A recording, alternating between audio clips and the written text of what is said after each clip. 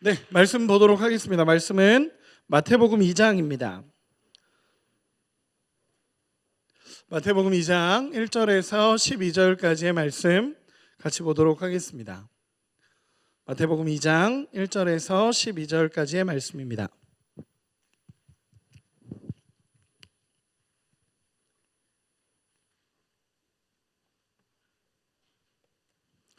네, 저 한 절, 여러분 한 절, 마지막 절은 같이 읽도록 하겠습니다. 저부터 읽겠습니다. 헤롯 왕 때에 예수께서 유대 베들레헴에 나심에 동방으로부터 박사들이 예루살렘에 이르러 말하되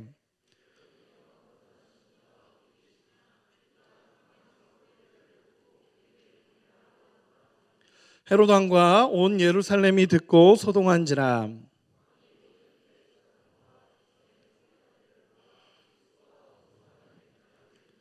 이르되 유대 베들레헴이오니 이는 선지자로 이렇게 기록된 바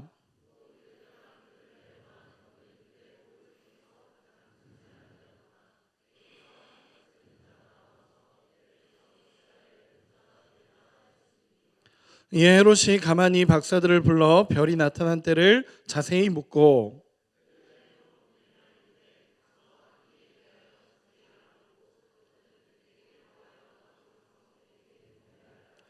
박사들이 왕의 말을 듣고 갈새 동방에서 보던 그 별이 문득 앞서 인도하여 가다가 악이 있는 곳 위에 머물러 서 있는지라. 집에 들어가 아기와 그의 어머니 마리아가 함께 있는 것을 보고 엎드려 아기께 경배하고 보배합을 열어 황금과 유향과 모략을 예물로 드리니라. 그들은 꿈에 헤롯에게로 돌아가지 말라 지시하심을 받아 다른 길로 고국에 돌아가니라. 아멘. 잠시 기도하겠습니다. 사랑하는 아버지 하나님, 감사합니다. 하나님, 오늘도 하나님의 말씀 앞에 섭니다. 하나님, 이 말씀이 우리 청년들에게 생명이 되게 하여 주시고 하나님께서 주시고자 하시는 음성이 마음껏 전해질 수 있도록 주님 축복하여 주시옵소서. 전하는 자나 듣는 자나 하나님의 말씀 아래에 있게 하여 주시고 전하는 자는 가리시고 위대한 아버지만 온전하게 드러나기를 소망하오며 살아계신 예수님의 이름으로 기도합니다. 아멘. 말씀을 나누도록 하겠습니다. 오늘은 성탄의 기쁨을 경험하는 사람이라는 제목으로 오늘 같이 말씀을 나누고자 합니다. 제가 저희 아들이 며칠 전에 막 노래를 부르더라고요. 동요인데 여러분 다 동요는 아닌데 여러분 다 아는 노래 있잖아요. 뭐 원숭이 엉덩이는 빨개, 빨가면 사과, 사과는 맛있어. 이 노래를 그냥 부르고 있더라고요. 그래서 저도 굉장히 오래된 노래였는데 가만히 아들이 부르는 걸 들어봤어요. 그랬더니 예전에는 몰랐는데 이 노래가 굉장히 심각하다라는 생각을 했었어요. 그게 왜 그랬냐면 원숭이 엉덩이는 빨개에서 시작해서 백두산이 되는 거예요. 그래서 그 노래를 보면은 원숭이 엉덩이와 백두산이 같다라는 거죠. 원숭이 엉덩이는 빨개, 빨가면 사과, 사과는 맛있어, 뭐 맛있는 건 바나나, 그러다가 백두산이 돼 있는 거예요. 그래서 제가 그걸 듣다가 야, 이거 이단 같다. 뭔가 노래가 분명히 이걸로 시작했는데 끝이 이걸로 나는 걸 보면 이건 이상하다라는 생각을 하게 됐어요. 그리고 또 하나는 성탄절 설교를 준비하다 갑자기 이런 생각이 드니까 그런 생각이 들더라고요. 본질에서 많이 벗어났다.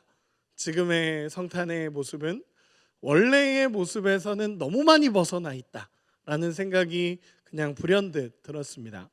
제가 오늘 말씀을 준비하면서 그리고 지난주 말씀과 오늘 말씀을 조금 연결하면서 이런 생각이 들었어요. 우리가 성탄절은 어떤 날일까라고 하면 지난주 말씀에서 굉장히 간단하게 제가 여러분과 말씀을 나누면서 정의를 했습니다. 그건 뭐냐 하면 성탄절은 하나님이 우리와 함께 하시기 위해 이 땅에 오신 날이다 라는 것으로 정의를 했습니다.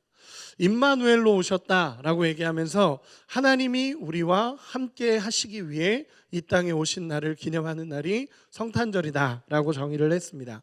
그런데 그 마지막에 하나를 더 이야기한 건 뭐였냐면 하나님이 우리와 함께 하시기 위해 이 땅에 오셨어요. 이거는 하나님이 하신 일입니다. 모든 하나님께서 그 하나님의 형상과 모습에서 우리의 형상과 모습으로 오셨다라는 것은 하나님의 결단이었고 하나님의 사랑이었고 하나님의 헌신이었고 하나님이 모든 것을 우리에게 주시기 위해 이 땅에 오셨다라는 거예요. 그러면 하나님 입장에선 다 하신 거예요. 모든 것을 하셨다라고 이야기합니다. 그리고 하나는 이제는 우리가 하나님 앞에 나아가야 됩니다라고 지난주 말씀에서 마무리를 했었습니다. 예수님을 만나기 위해서 쌍방이다라는 이야기를 했어요. 처음에는 하나님이 우리와 함께 하시기 위해 오셨기 때문에 우리 역시 이제 하나님을 만나러 앞으로 나가야, 예수님 앞으로 나가야 우리가 만날 수 있다라는 거예요. 그냥 단순하게 하나님이 오셨어요. 예를 들어서 우리가 약속을 잡았는데, 어떤 친구와 약속을 잡았는데 이 친구를 내가 만나러 갔는데 이 친구는 나를 만나기를 원하지 않아. 그러면은 만남이 성립이 안 되는 거예요. 제가 이 친구에게 갔는데 이 친구는 나를 만나고 싶지 않고 이 친구는 나와 함께 하고 싶지 않아서 도망가 버린다면 그건 만남이 성립이 되지 않죠.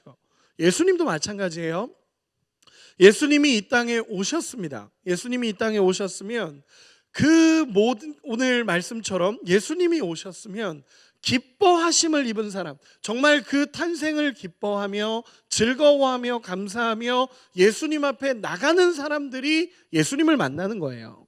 그냥 단순하게 왔구나 하는 사람이 만나는 게 아니라 예수님 앞에 나가는 사람이 만나는 것입니다. 그래서 지난주 말씀에 어떻게 마무리를 했었냐면 일치된 마음과 동의가 필요하다. 하나님께서 오신 그 마음과 우리의 마음 역시 하나님 앞에 가야 진짜 하나님과의 만남이 성립된다라는 이야기를 나누었습니다. 그럼 오늘 본문은 어떤 이야기를 나누고 싶냐면 예수님이 실제로 이 땅에 오셨을 때에 나타나는 반응들에 대해서 말씀을 나누고 싶어요. 제가 전제했던 게 뭐였냐면 예수님이 오셨을 때 우리의 반응이 어떠냐라는 것, 일치된 마음과 동의가 필요하다 그랬는데 실제 예수님이 오셨던 그 2000년 전에 그 시절에는 어떤 반응이 일어났는지에 대해서 오늘 말씀으로 함께 나누고 싶습니다. 오늘 본문은요 이렇게 시작이 됩니다. 헤롯 왕 때에라는 단어로 시작이 됩니다. 여러분, 헤롯이라는 사람은요 그 당시 유대 땅을 다스리던 사람입니다. 덥죠? 저만 더운 거 아니죠? 네, 우리 부장님 혹시 끌 수 있는지 한 번만 확인 부탁드리겠습니다. 저만 더운 줄 알았어요. 저는 맨날 더위를 타서. 오늘 보면은 헤롯 왕 때로 시작이 됩니다. 여러분, 헤롯이라는 이 왕은요 유대 지역을 다스리는 왕이었어요. 제가 조금만 설명을 해보면 그 당시 로마의 통치자는 아닙니다. 로마의 통치자 가이사라는 통치자가 있고요. 이 헤롯이라는 사람은 유대 총독으로 시작해서 왕까지 됐던 사람이에요. 그러다 보니까 한 40년 정도를 즉위했던 사람입니다. 그래서 40년 정도를 즉위하면서 굉장히 오랜 시간 동안 왕으로 통치했던 사람이에요. 그런데 이 사람은 굉장히 악랄한 왕이었고 무서운 사람이다라고 평가가 돼요. 왜냐하면 이 왕위를 지키기 위해서 가족들도 죽였던 왕이고요. 본문에 나오듯이 우리가 알다시피 2살 이하의 아이들은 다 죽이라라고 명령했던 왕이 바로 이 왕입니다. 엄청나게 악랄한 왕이었어요. 그 당시 유대 왕 중에 가장 악랄했던 왕이 이 왕입니다. 그런데 오늘 본문은 어떻게 시작이 되냐면요, 헤롯이 통치하고 있는 그때에 동방박사들이 왕궁에 방문하면서 시작이 됩니다. 동방박사들이 왕궁에 방문하면서 시작된 게 뭐였냐면 여기에 왕이 나셨다고 들었습니다 라고 찾아온 거예요. 이곳에 왕이 나셨다라고 들었습니다 라고 찾아왔을 때 여러분, 헤롯 입장에서는 어땠을까요? 이 헤롯은요 자기 왕위를 지키기 위해서 가족들까지도 죽였던 사람이에요.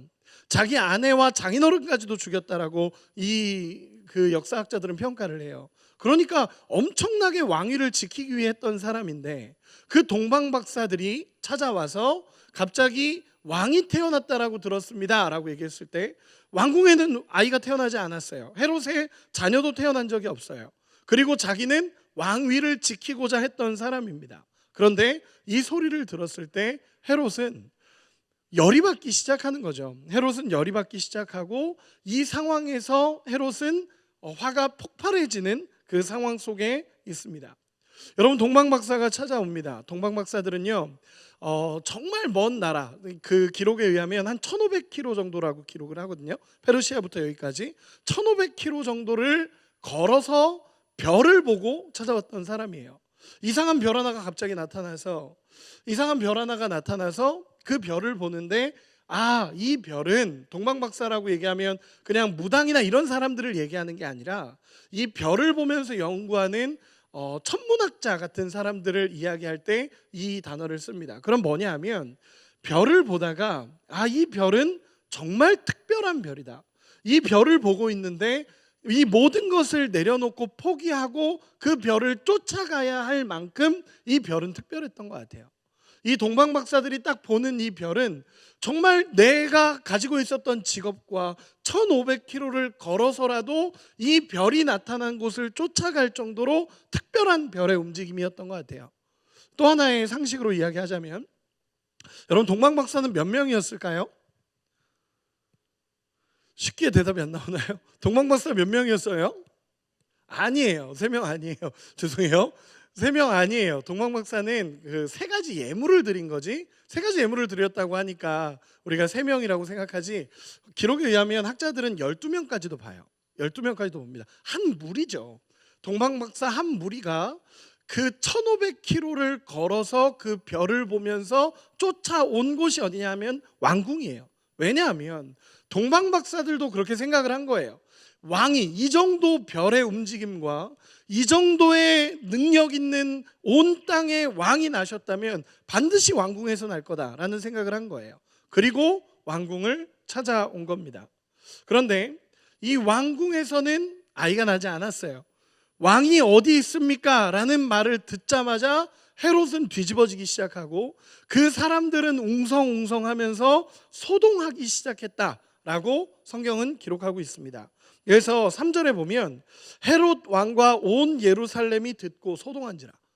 여러분, 소동하기 시작해요. 사람들이 예수님이 왕이 나셨다, 왕이 어디 계십니까? 라는 이 동방박사의 한마디에 이 왕궁 전체가 술렁술렁거리기 시작합니다. 뭐지? 어떤 왕이 났다는 거지?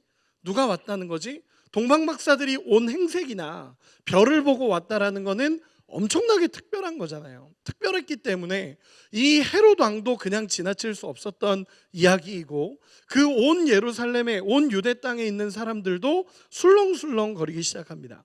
그런데 정말 재밌는 건요, 온 땅에 왕이 나셨다라는 이 이야기가 딱 전해지자마자 반응이 쫙 나뉘어요. 여러분, 지금 시대도 마찬가지입니다. 온 땅에 왕이 나셨다라는 이 성탄의 소식이 딱 전해지자 그 왕궁에서의 반응이 제각기 다르기 시작합니다. 제가 4가지 부류를 이야기를 나누려고 해요. 이 성탄, 왕이 어디 있습니까? 이 한마디에 4가지로 나뉘어지기 시작합니다. 첫 번째 부류는 어떤 부류냐 하면 죽이려는 사람입니다. 이 왕을, 온 땅의 왕을 죽이려는 사람입니다. 여러분, 앞에서도 얘기한 것처럼 헤롯은 그 당시에 분봉 왕이었습니다. 그런데 자기에게 와서 메시아가 태어났고 왕이 태어났다라고 얘기하니까 견딜 수가 없어서 굉장히 빠르게 죽이기로 결단을 해요. 굉장히 빠르게 누군지도 확인하기도 전에 죽여야겠다라고 결단을 합니다. 그리고 그는 머리가 굉장히 빨리 돌아가는 사람이에요. 그러다 보니까 지금 그 동방박사를 결박해서 찾아내는 것은 의미가 없다라고 생각한 것 같아요. 그래서 뭐라고 얘기하냐면, 본문에 동방박사들에게 혹시 그 왕을 찾거든 나에게도 알려주십시오 라고 이야기를 합니다. 나에게도 알려주십시오. 그리고 동방박사를 실제로 보냅니다. 동방박사를, 그 왕을 찾아 보내게 합니다. 그러나 그 헤롯의 마음에는 어떤 마음이냐면 이 예수 그리스도를 죽여야겠다라는 생각을 하는 거예요. 예수님이 탄생했다, 왕이 탄생했다라는 소리를 듣고 죽이려고 합니다. 나중에 실제로 보면요, 이 동방박사가 12절에 보면 동방박사가 하나님의 음성을 듣고 왔던 길이 아니라 다른 길로 돌아서 가버려요. 그 얘기를 듣고 헤롯이 열받아서 2살 이하의 아이를 다 죽입니다. 그 당시 그 유대 그 인구로 따져보면 한 30여 명의 아이가 죽었을 걸로 예상을 합니다. 엄청난 살인이에요. 엄청난 살인입니다. 2살 이하의 아이를 다 죽이라고 이야기를 합니다. 그 정도로 예수님의 탄생이 딱 들어왔을 때, 정말 예수님의 탄생이라는 소리를 들었을 때 예수님을 죽이려는 부류가 딱 나와요. 여러분, 이 세상에도 마찬가지입니다. 죽이려고 한다라기보다 예수님을 이유 없이 저주하고 핍박하는 사람들이 있어요.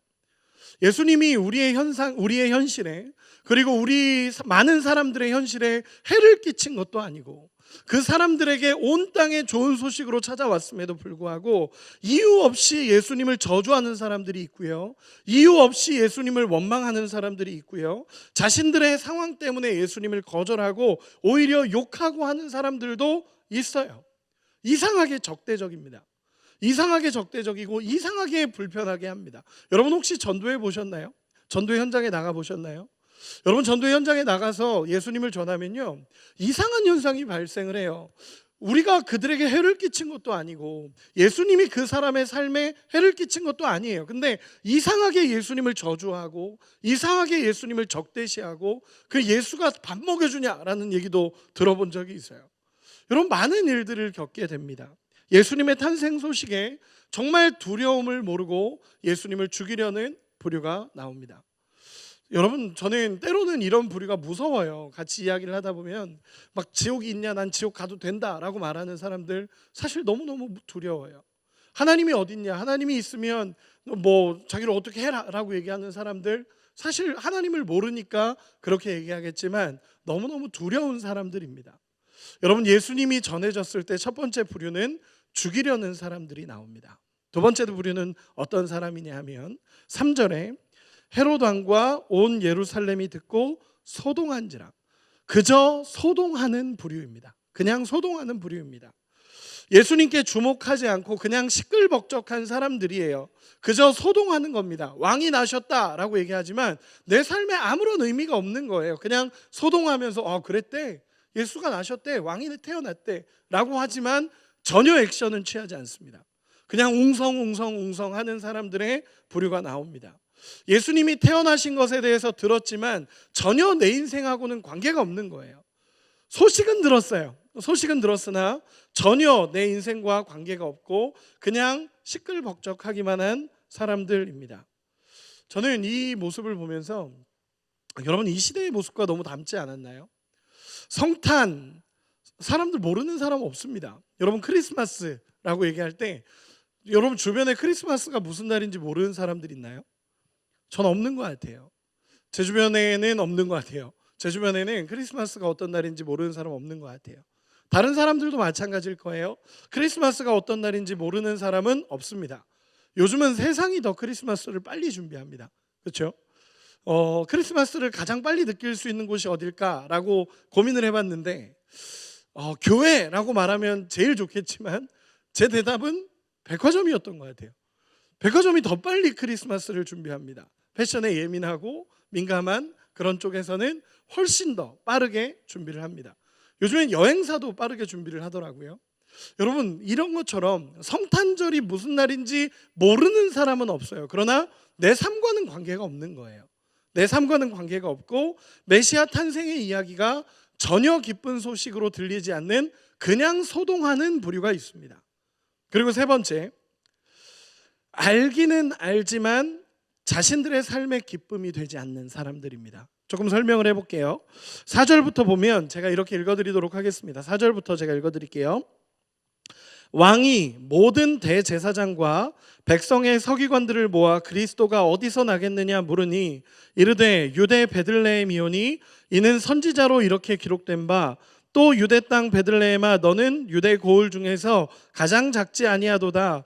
내게서 한 다스리는 자가 나와서 내 백성 이스라엘의 목자가 되리라 하였음이니이다. 이에 헤롯이 가만히 박사들을 불러 별이 나타난 때를 자세히 묻고 베들레헴으로 보내며 이르되 가서 아기에 대하여 자세히 알아보고 찾거든 내게 고하여 나도 가서 그에게 경배하게 하라. 아멘. 제가 설명해 볼게요. 여러분, 제가 이 말하는 세 번째 부류는 어떤 사람들이냐면 대제사장들과 서기관들을 이야기합니다. 알기는 알지만 자신들의 삶에 기쁨이 되지 않는 부류입니다. 여러분, 사실 메시아 탄생에 가장 기뻐해야 되는 사람들이 누구냐라고 얘기하면 이 사람들이거든요. 대제사장들과 서기관들. 이 사람들은 실제로 말씀을 알고 있고 실제로 말씀에 대해서도 정통했던 사람들이에요. 그러면 메시아 탄생에 가장 기뻐해야 될 사람들이 이 사람들입니다. 심지어 헤롯이 가서 이 대제사장들과 서기관들에게 물어봐요. 야, 어떻게 된 거냐라고 물어봤더니 이 사람들이 뭐라고 대답하냐면 베들레헴에서 난다고 했습니다. 알고 있어요. 베들레헴에서 난다라고 했고 베들레헴에서 태어난다라고 미가서에 기록이 되어 있습니다 라고 얘기한 사람들이 이 사람들이에요. 그런데 문제는 뭐냐면 성경을 알지만, 하나님의 말씀을 믿지만, 하나님의 말씀을 연구하지만, 우리로 따지면 교회에 열심히 다니지만 예수님의 탄생이 전혀 그들에게 기쁨이 되지 않는 거예요. 그냥 우리는 이 사람들을 향해서 뭐라고 말하냐면 명목상의 신자들이라고 이야기를 합니다. 제일 먼저 달려가서 예수님께 경배해야 하는데, 또 제일 먼저 신앙생활을 하는 모습을 보면 제일 먼저 예수님 앞에 무릎 꿇을 것 같고 제일 먼저 달려가서 예수님을 경외할 것 같은데, 실제로 예수님의 탄생이, 예수님의 함께하심이 나의 삶의 유익과 기쁨이 되지 않는 사람들이에요. 여러분, 흥분하지 않습니다. 예수님이 탄생했다, 우와, 이게 아니에요. 예수님이 함께 하신다, 우와, 이게 아니라 두려운 거예요. 그냥 이게 좋은 거예요. 지금의 삶이, 지금 내가 누리고 있는 권력이 좋고, 지금 내가 누리고 있는 기득권이 좋고, 지금 내가 누리고 있는 이 현장이 좋기 때문에 예수님의 탄생이 그렇게 반갑진 않은 거예요. 그래서 이들은 움직이지 않습니다. 이들은 예수님의 탄생에 움직이지 않고 메시아가 탄생했다라는 소리에 앞으로 나가지 않습니다. 저는 이런 사람들이 가장 무서운 것 같아요. 메시아가 탄생했다라는 것도 알고 있습니다. 그리고 자기가 기다렸던 메시아라는 것도 알고 있어요. 그런데 메시아보다, 예수님보다, 하나님이 함께 하시는 것보다 지금의 상황과 권력이 더 좋은 거예요. 조금만 더 이야기를 해볼까요?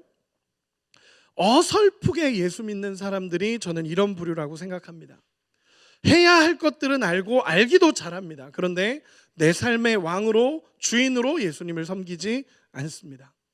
저는 이런 분들이 가장 불행하고 안타깝다라고 생각합니다. 만왕의 왕이 오셨고 그 오셨다라는 것을 알고 내 인생의 모든 것을 주관해 주실 왕이 태어났다라는 것, 그분이 우리와 함께 하시기 위해 오셨다라는 것을 다 아는데도 받아들이지 않는 거예요. 그래서 이런 사람들을 보면 그래요. 은혜의 감격에 젖어 있지 않습니다. 예배는 나와요. 누가 봐도 이 사람 신앙생활 되게 잘한다 라고 말하는 사람인 것 같아요. 그런데 은혜의 감격에 젖어 있지 않고 예수 믿은 지 오래된 이 세월을 자랑하는 사람, 회개의 눈물을 흘려본 적도 없고 헌신해 본 적도 없고 주일은 지키지만 그냥 하나의 행사처럼 지키고 있는 사람들이 바리새인과 서기관들 같은 사람들입니다. 여러분, 제가 조금 강하게 이야기하지만 저도 그럴 수 있고 여러분도 그럴 수 있어요. 예수님의 탄생이 정말 위대한 일이라는 것도 알고 하나님의 말씀을 통해서 정말 이 하나님께서 우리와 함께 하시기 위해 오셨음을 우리도 지금도 듣고 열심히 계속적으로 들어왔어요. 그런데 내 삶의 주인과 내 삶의 왕으로 받아들여지지 않는 부류입니다. 여러분, 옆 사람 한 번만 봐주실래요? 어떠신 것 같나요? 그리고 축복합시다. 예수님이 당신의 주인이십니다. 예수님이 진짜 당신의 주인이십니다. 그러면 마지막 네 번째 부류는 어떤 부류냐? 예수님의 탄생을 기뻐하는 사람들의 부류입니다. 그 사람들이 누구죠? 본문에 나옵니다. 동방박사들입니다. 동방박사들. 예수님의 탄생을 기뻐하는 사람들이에요. 1500km를 걸어왔습니다. 그리고 3가지 예물을 드렸다라고 얘기하는데, 이 예물은요, 그냥 단순하게 3가지 예물, 이게 아니라 그 당시 가장 귀한 것들을 드린 거예요.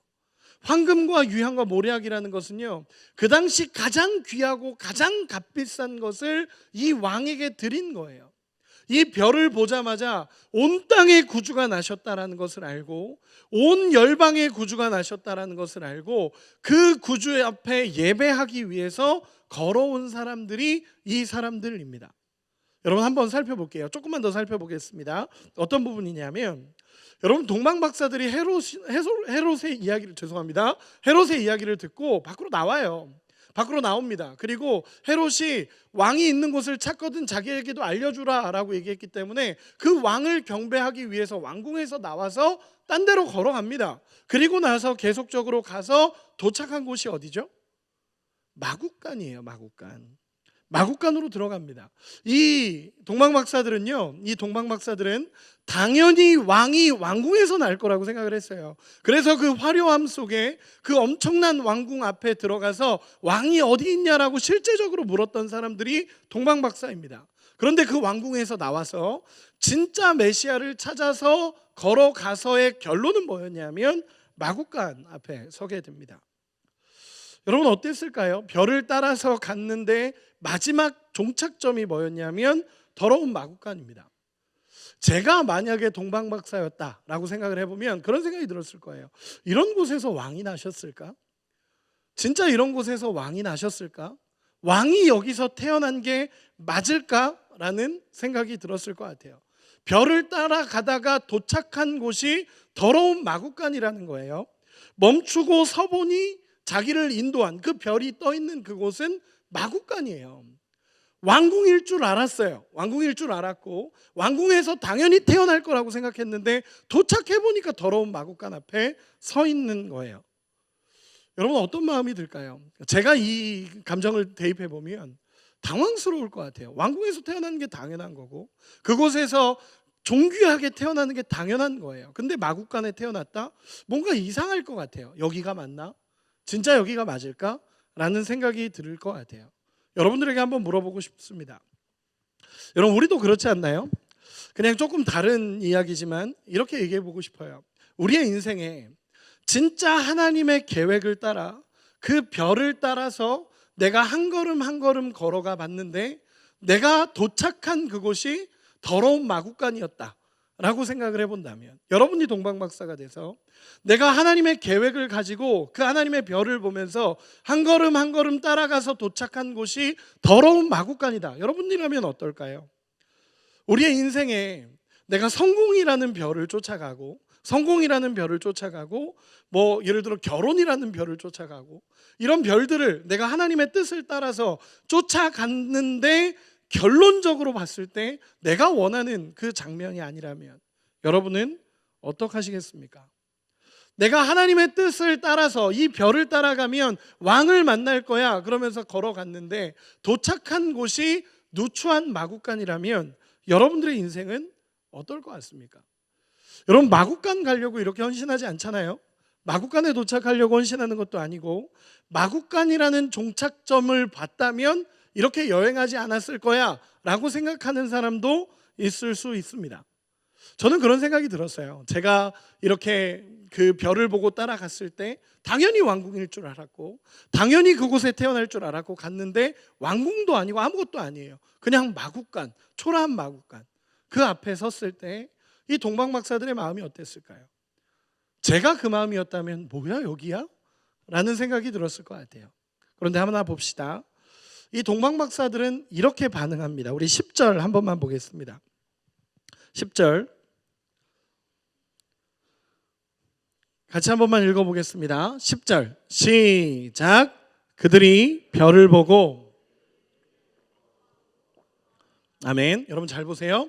매우 크게 기뻐하더라. 매우 크게 기뻐하더라 라고 얘기합니다. 쉽게 표현해서 정말 기뻐하는 거예요. 마음이 두근두근 거리고 마음이 설레고 진짜 기뻐서 어쩔 줄 모르는 그 기쁨을 표현할 때 이 단어를 씁니다. 여러분 왜 그럴 수 있을까요? 마구간 앞에 섰잖아요. 왕궁이 아니라 마구간 앞에 섰잖아요. 그 초라하고 더러운 마구간 앞에 서서 이 동방박사들은 매우 기뻐했습니다. 왜? 제가 지금까지 한 얘기에는 함정이 있어요. 그게 뭐냐면 동방박사는요 메시아를 보려고 간 거지 환경을 보려고 간 게 아니에요. 여러분, 이 얘기는 뭐냐면요, 더러운 마구간이 내 눈을 막을 수 없다라는 거예요. 더러운 환경이 이 예수를 바라보는 눈을 막을 수 없다는 거예요. 이 사람의 목적이 뭔가요? 메시아를 만나러 간 거예요. 메시아를 만나러 갔기 때문에 그곳이 광야이든 허름한 곳이든 왕궁이든 어느 곳도 상관없이 메시아가 거기 계시기 때문에 기쁘고 기쁜 거예요. 여러분, 근데 우리는 이 함정에 자꾸 빠져요. 이게 뭐냐면, 예수님 보러 갔는데 환경이 보이고, 예수님 보러 갔는데 상황이 보이고, 예수님 보러 갔는데 나도 모르게 환경 속에 무너져 가는 거예요. 여러분, 동방박사가 진짜 기뻐하고 기뻐할 수 있는 이유는요, 마구간이 안 보이는 거예요. 태어나신 아기 예수 그리스도가 보이는 거예요. 예수님이 보이기 때문에 기뻐하고 기뻐할 수 있는 것이 이 동방박사의 마음입니다. 그리고 11절에 보면 이렇게 기록을 합니다. 집에 들어가 아기와 그의 어머니 마리아가 함께 있는 것을 보고 엎드려 아기께 경배하고 보배합을 열어 황금과 유향과 모략을 예물로 드리니라. 아멘. 하나만 볼게요. 아기께 경배하고 라고 표현하는 이 경배하고는 예배입니다. 예배. 지금 태어나서 얼마 안 된 이 아기 앞에 하나님 앞에 경배하듯이 하나님을 예배하는 거예요. 그리고 가장 귀한 예물을 드립니다. 황금과 유향과 모략. 재산으로 따져도 어마어마한 금액의 선물을 드립니다. 여러분, 왕궁에 누워있는 아기 예수께, 여러분들에게 설명해 볼게요. 왕궁에 있는 아기 예수께 선물을 드리는 것 괜찮죠? 되게 좋은 그림이에요. 왕궁에 있고 그 왕궁에 있는 분에게 황금과 유향과 모략을 드리는 것 굉장히 좋은 그림입니다. 그런데 마구간에 누워있는 아기 예수께 황금과 유향과 모략을 드리는 그림은 사실 멋있는 그림은 아니에요. 우리가 생각하는, 상상하는 그림은 아닙니다. 그러나 가장 중요한 건 이 아기 예수가 누구인지를 알기 때문에 동방박사들은 가장 귀한 것을 드릴 수 있습니다. 여러분, 저는 여기서 이렇게 한번 이야기하고 싶어요. 여러분, 성탄 여러분들 정말 하나님의 은혜를 입었고 하나님의 사랑을 입었고 하나님이 함께 하시기 위해 이 땅에 온 것을 안다면 하나님 앞에 드리는 것을 아까워하지 않는 은혜가 있기를 소망합니다. 우리 옆 사람에게 한 번만 축복합시다. 한 번만 이렇게 축복할게요. 하나님께 아까워하지 말자. 아까워하지 말자. 여러분, 저는 많이 봐요. 내가 하나님 앞에 받는 거는 하나님 그만 주세요 하는 사람 못 봤어요. 하나님 그만 주세요, 좀 부담스러워요, 하나님 저에게 축복 좀 그만 주세요, 이런 사람 저는 본 적이 없어요. 그런데 내가 하나님 앞에 드리는 건 항상 아까운 사람들 많아요. 내 헌신, 내 열정, 내 재물, 내 모든 것도 하나님 앞에 감사함으로 드릴 수 있는 은혜가 있기를 소망합니다. 이 동방박사들은요 1500km를 걸어왔고요, 가장 귀한 황금과 유향과 모략이라는 예물을 하나님 앞에 드립니다. 왜 그럴 수 있습니까? 왜 그럴 수 있습니까? 그분이 어떤 분이신지 알기 때문입니다. 저는 이렇게 얘기하고 싶습니다. 예수님이 어떤 분인지를 알면 여러분의 열정, 여러분의 헌신, 여러분들의 재물, 여러분들이 가지고 있는 시간 아깝지 않습니다.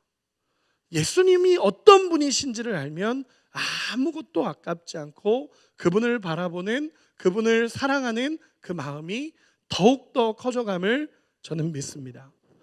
여러분, 동방박사를 보면요 이 뒤로 등장하지 않습니다. 그냥 1500km 걸어와서 예물 드리고 경배하고 떠나요. 끝이에요. 그 뒤로 나오지 않아요.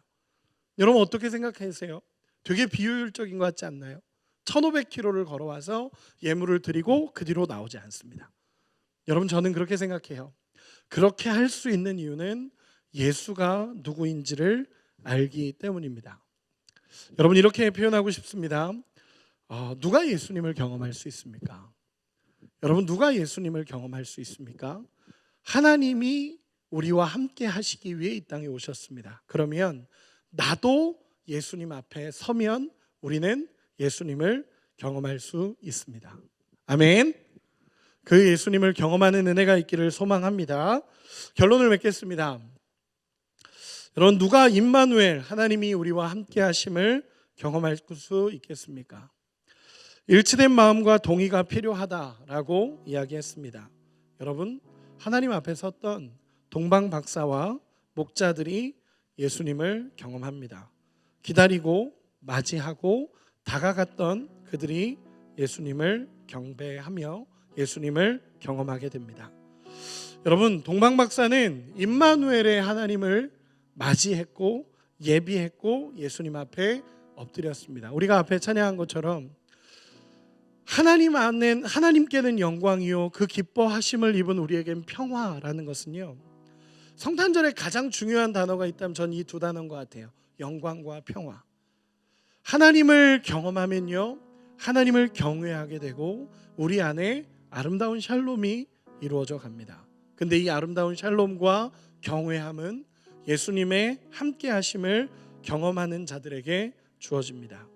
여러분, 성탄은요, 주님이 우리에게 오신 날입니다.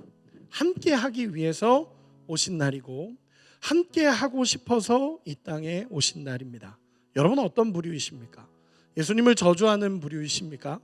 그건 아닌 것 같아요. 여기 계신 거 보면. 아니면 그저 소동하시는 분들입니까? 아니면 예수님의 탄생도 알고 있고 예수님이 어떤 일을 하셨는지는 알고 있지만 내 삶의 주인이 아니고 내 삶에 전혀 상관없는 분이 예수님이십니까? 아니면 동방박사와 같이 예수님을 경험하고 계시는 분들이십니까? 이 이야기 하나만 하고 마무리하겠습니다. 저희 가족은 저희 부모님과 저희 가족은 다 목회자 가정입니다. 저희 아빠 엄마도 목사님이시고요, 저도 목사고 제 동생도 목사입니다. 가족 모임 하면 누가 기도할지 모르겠어요. 대표 기도해야 돼. 근데 서로 하기 싫어합니다. 목사들도 모여도 서로 안 하려고 해요. 근데 이렇게 4명 다 목사예요. 근데 원래 이 4명 다 목사는 아니었습니다. 저희 아버지는 예수님을 저주했던 헤롯과 같은 부류였습니다. 아버지가 보시면 속상할 것 같은데 헤롯과 같은 부류였습니다. 예수 믿는 사람을 저주했고 아들이 교회 갔다 오면 성경책을 찢으셨던 분이 저희 아버지이십니다. 그래서 아버지가 늘 기도 제목이었어요. 아버지가 늘 기도 제목이었고 아버지가 예수 믿는 게 늘 기도 제목이었습니다. 제가 중학교 2학년 때 저희 어머니께서 교회를 개척하셨습니다. 아버지가 개척하신 게 아니라 어머니가 개척하셨고 그때까지만 해도 아빠는 예수를 안 믿으셨습니다. 제가 새벽 예배 갔다 오면 성경책이 찢어졌고 심지어 불에 태우시기도 하셨습니다. 많이 회개하셨어요. 불에 태우시기도 하셨던 분입니다. 그래서 그 아버지를 위해서 참 많이 기도했어요. 많이 기도했고 많이 하나님 앞에 울었습니다. 그리고 아버지를 위해 기도하면서 항상 했던 기도가 뭐였냐면, 하나님 우리 아빠와 함께 해주세요. 하나님 우리 아버지와 함께 해주세요. 이 기도였습니다. 왜냐하면 아버지가 위태로워 보였거든요. 그때 당시에 굉장히 어려운 일도 많이 겪으셨고 그러면서 예수 믿는 사람을 저주하셨습니다. 물론 이유는 있습니다. 청년 시절에 교회를 떠나게 되는 과정에서 많은 상처를 입었고 그러다 보니까 아버지가 교회를 저주하게 된 상황들도 있었습니다. 그런데 늘 기도했던 게 그거였어요. 아버지와 함께 해주세요. 그러면서 아빠한테 늘 이제 고백하면서 기도하고 그랬었는데 어느 날 어머니가 개척을 하게 됐고 그 개척한 첫 예배 때 아버지가 꼭 오시면 좋겠었습니다. 그래서 아버지를 찾아가서 정말 이제 아빠는 참 저에게 두려운 존재였거든요. 두려운 존재였는데 아빠한테 처음으로 찾아가서 이야기했습니다. 아빠 교회에 나오셨으면 좋겠습니다. 엄마가 개척하는데 아빠가 딴 데 계시면 어떡합니까? 엄마가 개척하셨는데 아빠가 나오셨으면 좋겠습니다 라고 딱 한마디 했습니다. 그리고 어머니도 찾아가서 아내가 개척했는데 남편이 안 나오면 어떡하냐 라고 하셨고 제 동생도 찾아가서 아빠 한 번만 나와주세요. 이 한마디 했으면 3명이서 매달렸죠. 아빠한테. 아빠가 처음으로 교회에 나오셨습니다. 하나만 이야기해 볼까요?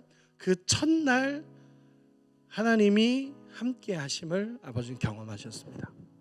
첫날 기도가 쌓였고 하나님이 함께 하신다는 것을 아버지가 그 첫날 깨달았습니다. 그리고 그 뒤로 이 여정을 걸어가고 계십니다. 제가 마지막으로 이야기하고 싶은 건 이거예요. 여러분, 하나님이 함께 하고 계십니다. 함께 하기 위해 오셨습니다. 우리는 반응하면 돼요. 우리는 그 하나님 앞에 나가서 하나님, 나 예수가 필요합니다. 하나님, 내 삶에 예수가 필요합니다. 하나님, 제 삶에 예수님이 주인 되어 주셔야 합니다. 이 한마디가 우리에게 필요합니다. 이 성탄의 계절에, 이 성탄에 우리와 함께 하고 계신다라는 그 예수님의 음성이 우리 가운데 들려지기를 소망합니다.